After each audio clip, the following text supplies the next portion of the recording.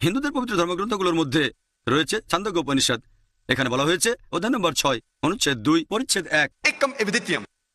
এটা সংস্কৃত উদ্ধৃতি, যার মানে ঈশ্বর কেবলমাত্র একজন, দ্বিতীয় কেউ নেই। তারপরে বলা হয়েছে শ্বেতাক্ষেত্র উপনিষদে অধ্যায় নম্বর 6 অনুচ্ছেদ 9, नाचस्य कसिज जनिता न चदीपा।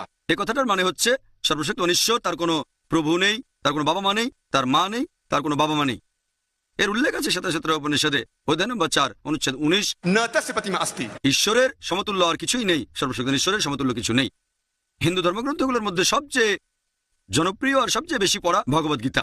ভগবদ্গীতায় বলা হয়েছে অধ্যায় নম্বর 7 অনুচ্ছেদ 20, জাগতিক আশা আকাঙ্ক্ষা যাদের সব বিচার বুদ্ধি কেড়ে নিয়েছে, তারা নকল ঈশ্বরের উপাসনা করে, তারা মূর্তি পূজা করে। ভগবদ্গীতায় উল্লেখ করা হয়েছে অধ্যায় নম্বর 10 অনুচ্ছেদ 3, তারা জানে যে আমি স্বয়ম্ভু, যে কখনো জন্মগ্রহণ করেনি, পুরো বিশ্বজগতের সর্বময় প্রভু। হিন্দু ধর্মগ্রন্থগুলোর মধ্যে সবচেয়ে পবিত্র হচ্ছে বেদ।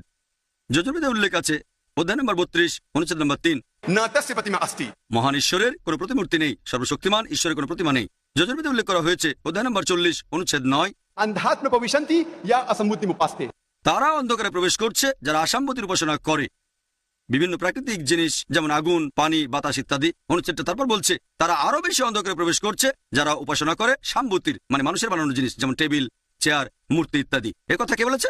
যজুর্বেদ অধ্যায় নম্বর 32 অনুচ্ছেদ 3। ঋগ্বেদে উল্লেখ করা হয়েছে গ্রন্থ নম্বর 1 অনুচ্ছেদ 164 পরিচ্ছেদ 46, एकम सत विप्र बहुधा वेदान्ते। ঈশ্বর একজন, সত্য একজন, জ্ঞানীরা তাকে বিভিন্ন নামে ডেকে থাকেন। আর শুধুমাত্র ঋগ্বেদের একটা অনুচ্ছেদে সর্বশক্ত ঈশ্বরের 33টা আলাদা